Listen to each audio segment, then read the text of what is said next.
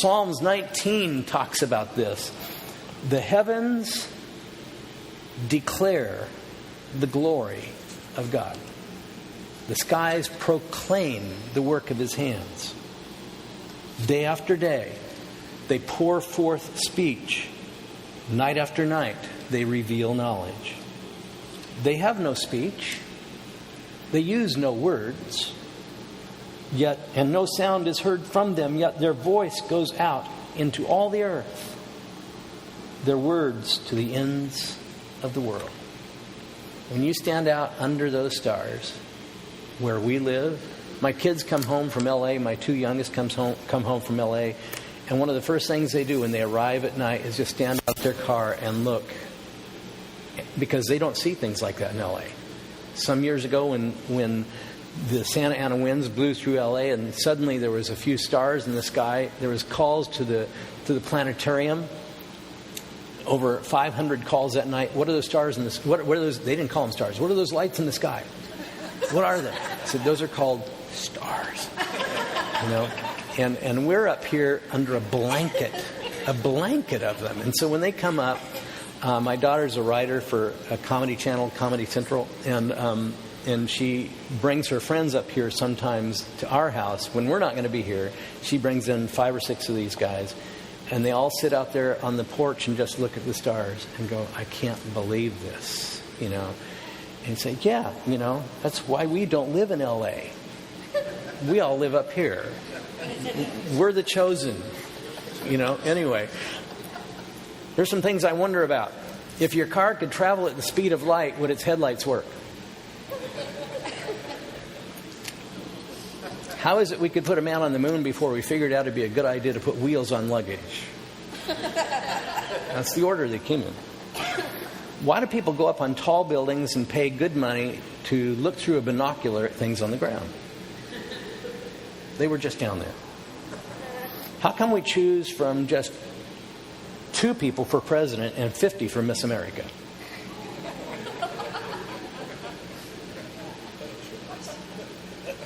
And how out of 350 million people anyway. Why is 21 called 21 and 11 is not called 21? 21, 31, 41. 11 doesn't make sense. Why do we say something is out of whack? What is a whack? That's how do we oh, I see. Okay. Why do psychics have to ask for your name? Why isn't there a shorter word for monosyllabic?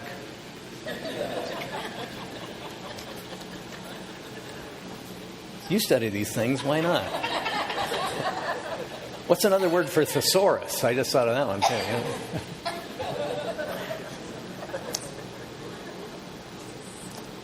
I was a kid who had to have speech therapy growing up, and so I really understand this question. Why was it a cruel joke to put S in the word lisp?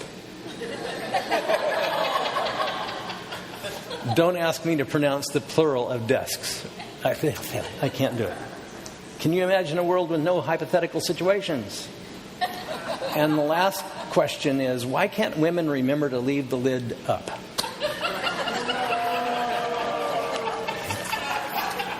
Just wondering. There's a lot of things I wonder about. What is wonder? And why is it we're isolating this idea and pursuing it as a body for the next forever? Why are we doing this? And why are we bringing such attention and focus to this? It's such an important issue. And it's grown on me over the years as I've discovered that people have lost their childhood in America. They've lost their sense of wonder. They've become cynical and skeptical, and we already know it all now. We've decided we know it all. Scientists have cornered all the knowledge in the universe. So there's no thing to wonder about anymore. And as a result, we've lost the joy of living. I don't know if you've noticed, kids are happy to be alive. They're just happy to be here. If you empty this room out of all the chairs and furnishings and put 2 little kids in here, they will run around as if they have been struck with some kind of drug of happy. And they will have so much fun with nothing, just being alive, just breathing air. It's what they do.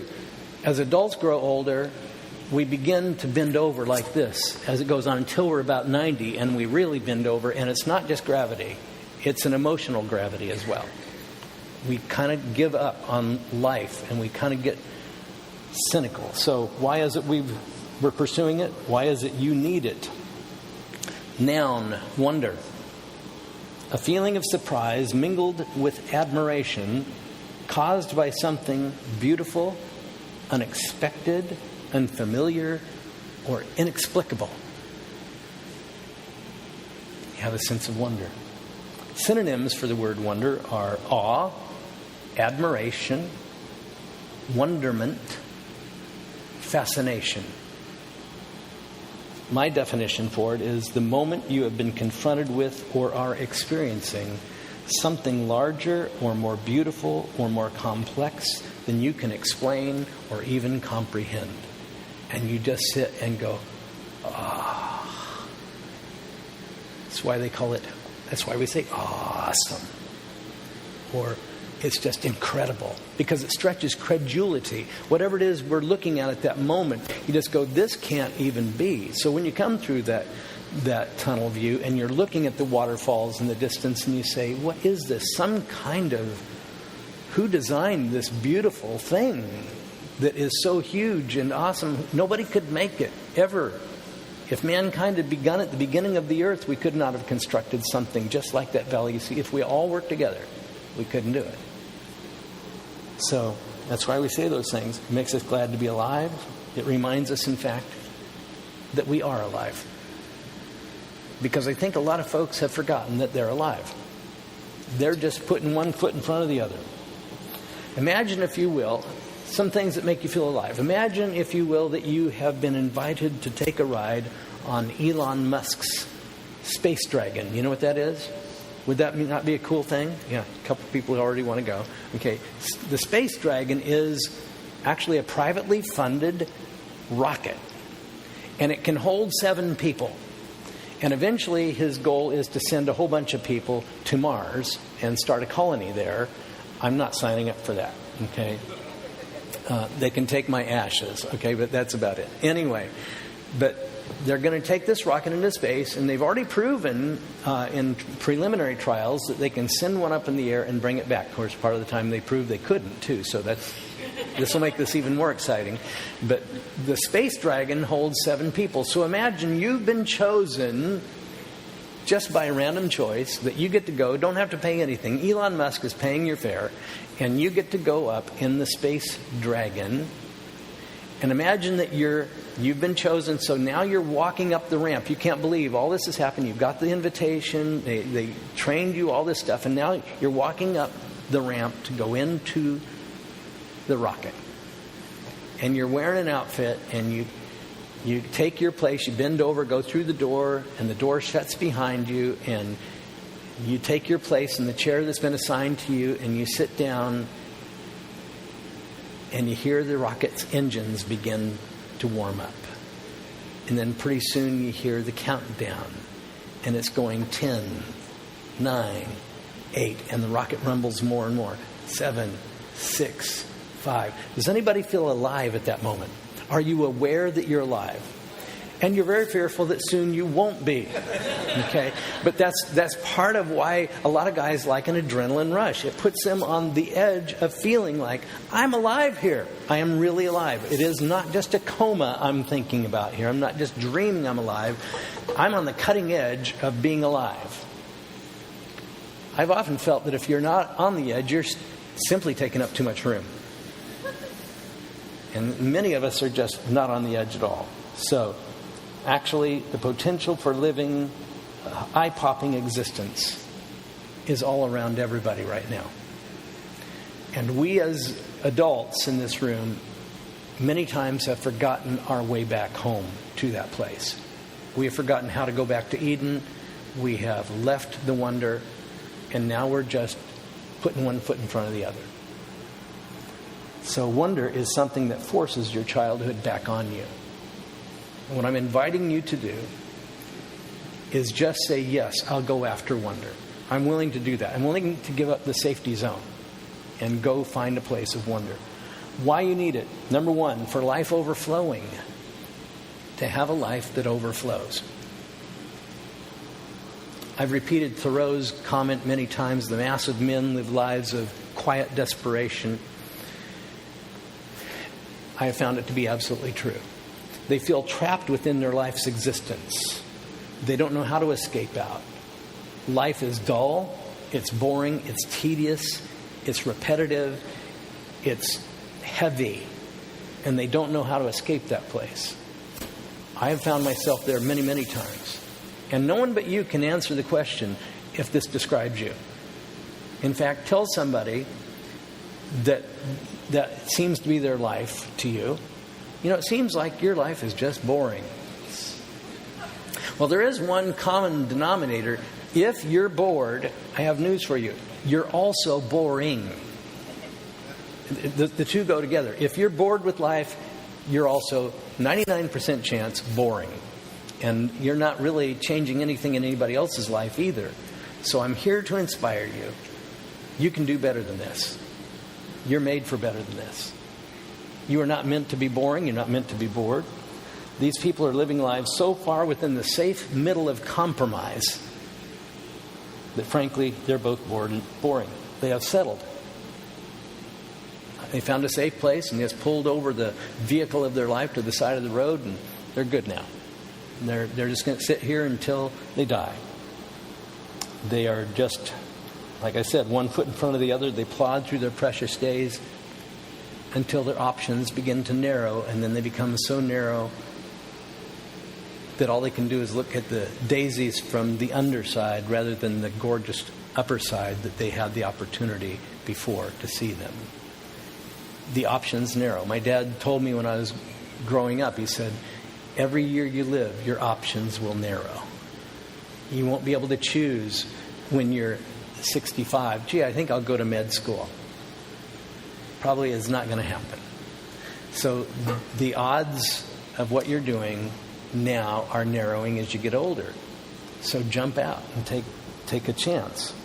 By the way, you to be boring and just to arrive at the end of your life with the sense that I could have done so much more is not why God made you. And it's certainly not why God sent his son to come save you. Jesus did not come for that person, that reason. The world, meaning the worldly system, is what a lot of my older Christian friends used to call it. They said, that's worldly. Anybody ever hear that? That's a worldly thing. Okay, and that meant that it was just part of what, actually they're deriving that from Paul's word cosmos, which simply means worldly. And it was the idea that some things will enforce or encourage you to live attached to this world rather than thinking about the next and the wonder that's involved. Rather, it just tugs you down to earth with some kind of chains and makes you feel like you can't ever arrive beyond this. This is all you can be. And that is absolutely not why God made you. He didn't come to save you so that you could just get by until you finally dropped in the ground. That's not why he did it. He came for another reason. John 10:10, Jesus says, the thief comes only to steal and kill and destroy. I came that they might have life and have it abundantly. You know, that word for life there is Zoe. And Zoe means overflowing, effervescent, out of control, coming over the top life. And so only we can ask that question. Is that how I feel right now? Or in fact, am I so far below the brim, I have to ask myself, is life half empty or is it half full? Which is it? Some days I feel it's half full. It's all good. It's half full. That sounds better. How about, wouldn't it be better if it was just overflowing with life? I am so blown away every day to be alive. It's so awesome to be alive. That's why I want to be here. So that's the life that Jesus promised to you, which guarantees, because his word is true, it does not come back empty. He will give you that life if you ask for that life. But it takes a chance. You have to have a moment of decision called faith, which says, I'm going to reach out here and believe it can be true. If you don't believe it's going to be true, you won't even reach for it. Duh. If you don't believe you can have a life greater than you have right now, you're not going to reach for it. That's called faith, when you don't even see it yet. So, have little faith, have a huge life. That's how it goes.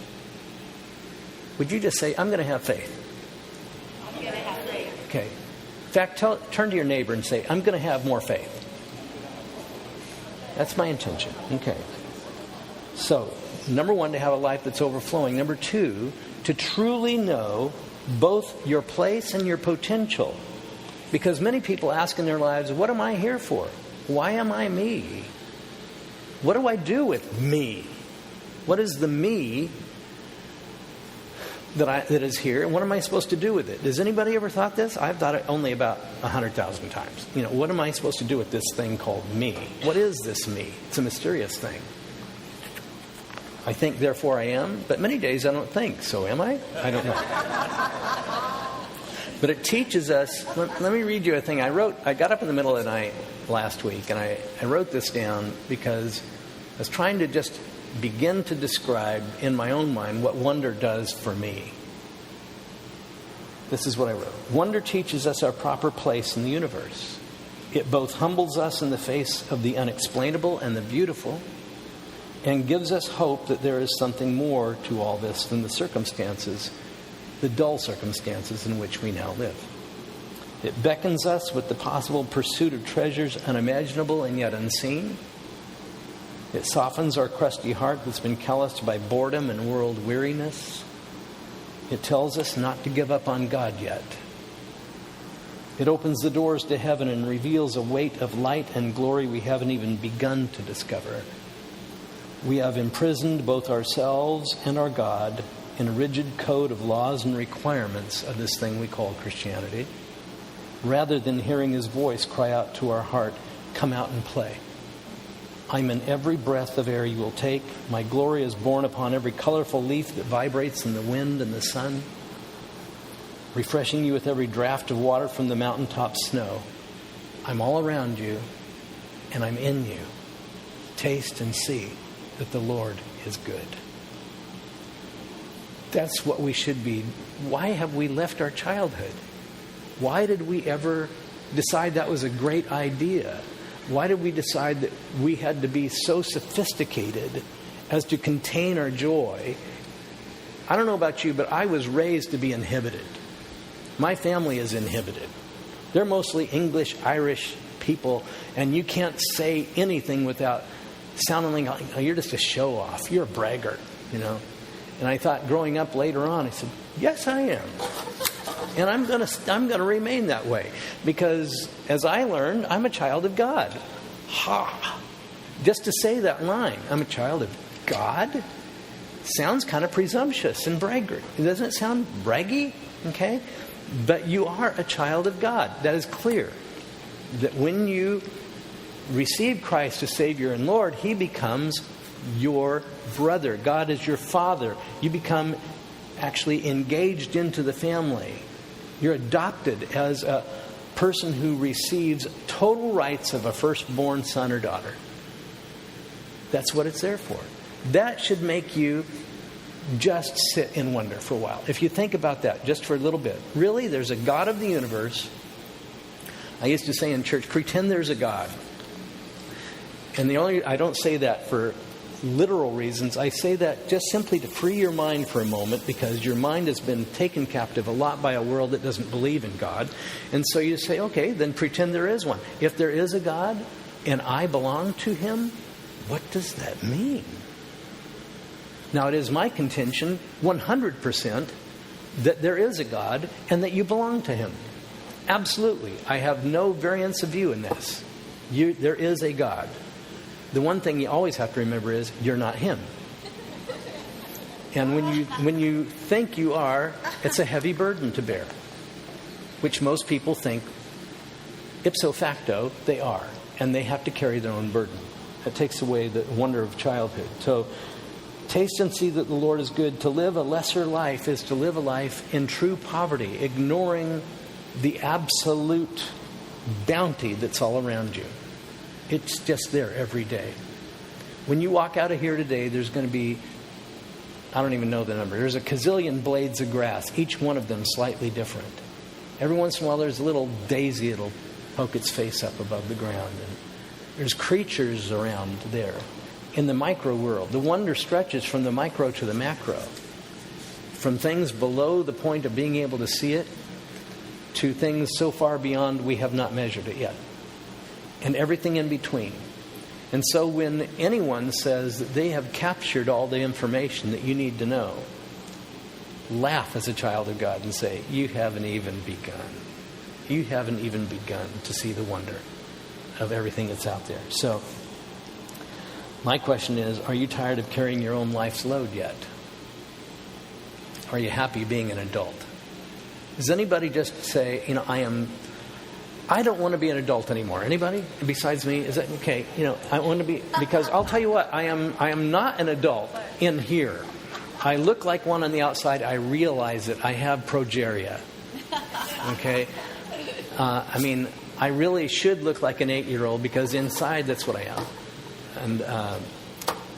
And I look in the mirror and I say, what horrible evil thing took over my body? But I hope that you understand that as well. So join us in a pursuit of wonder and become a kid again. Allow yourself to become a kid. And all those who say you have to act this way, that's what your response is. Okay, number 3. The reason we need wonder is to escape the lesser self of what we are. To escape the lesser you, the lesser me. You ever heard of the term escape velocity?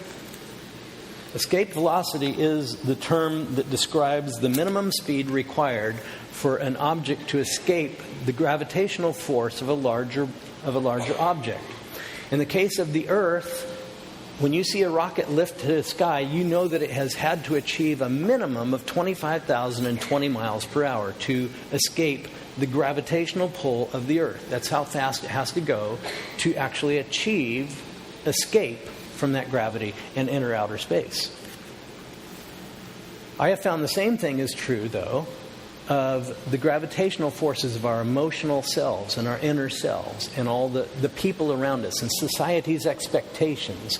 And another cruel group that works inside your head that CR people, Celebrate Recovery people, call your committee.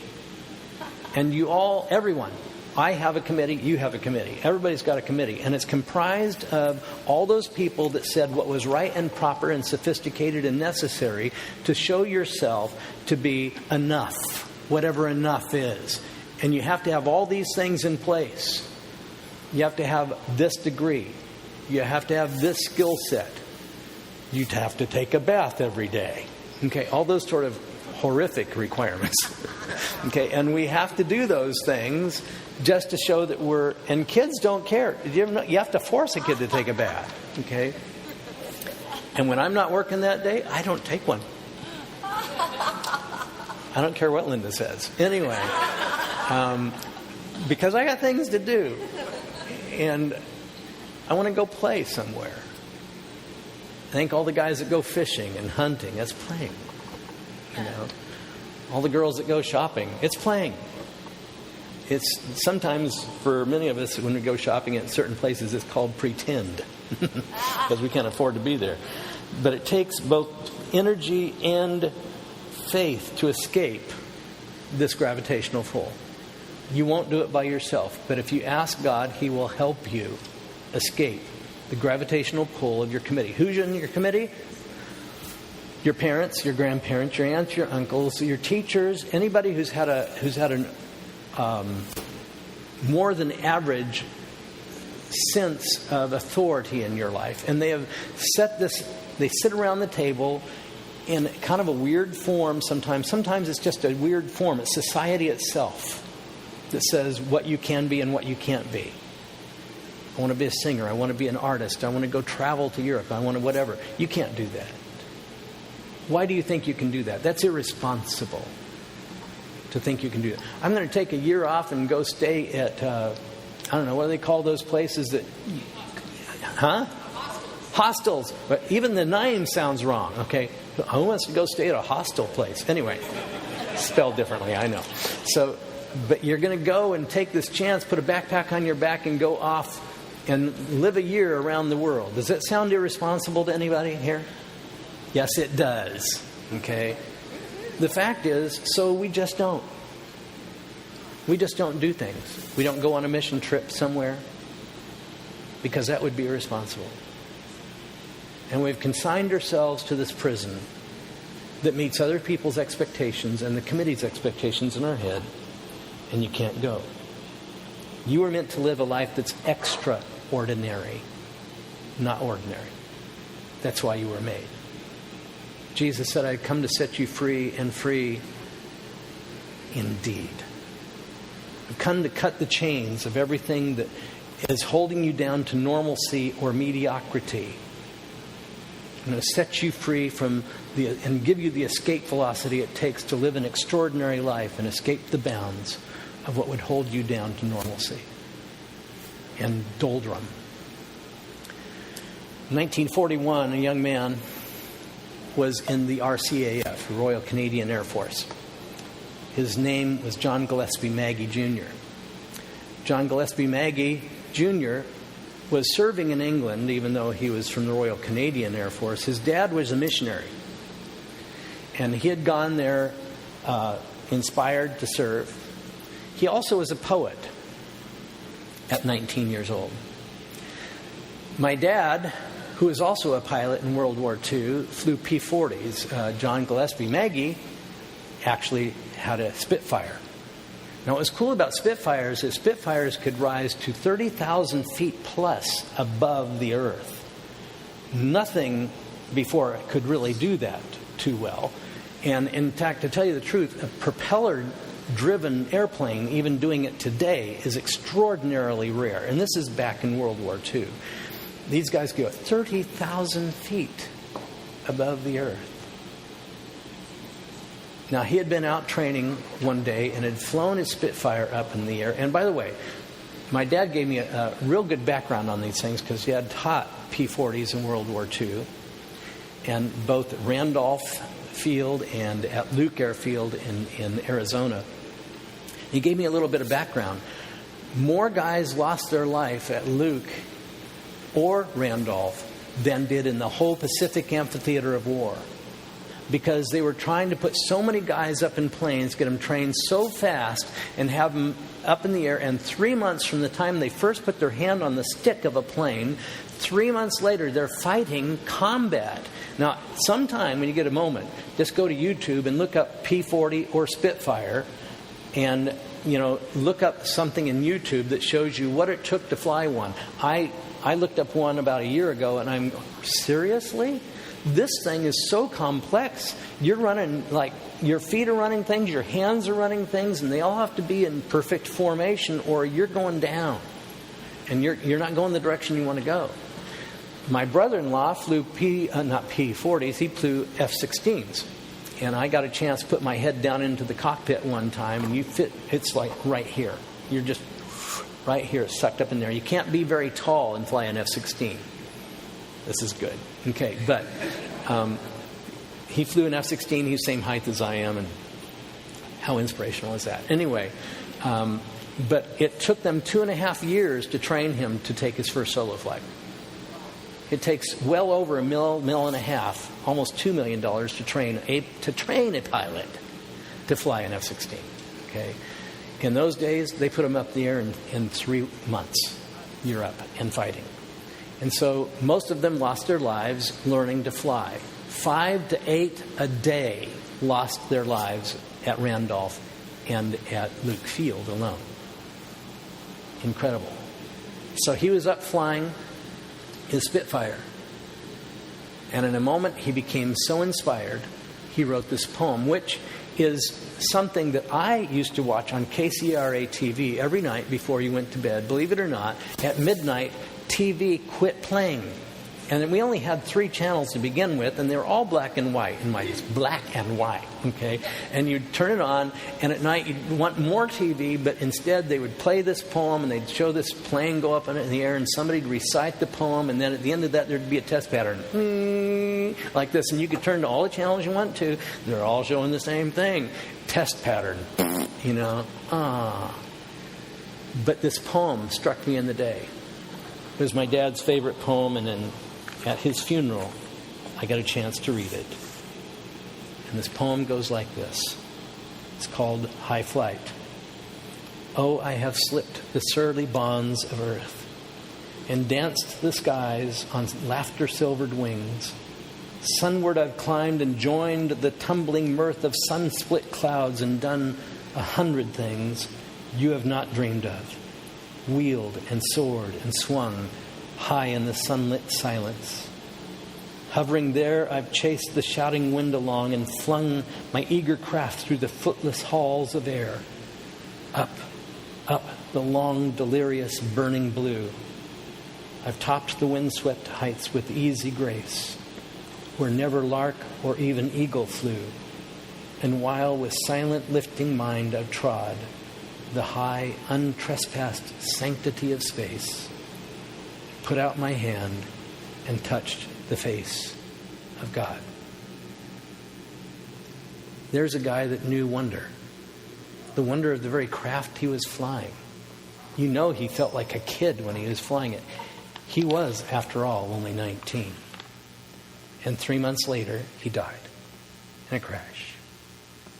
Mid-air collision. Why do we pursue wonder? Number 1, to have an overflowing life. To have an overflowing life and leave behind this doldrum thing. It takes effort and it takes faith, and you're going to have to decide to do it because we're stuck in the motion we're in.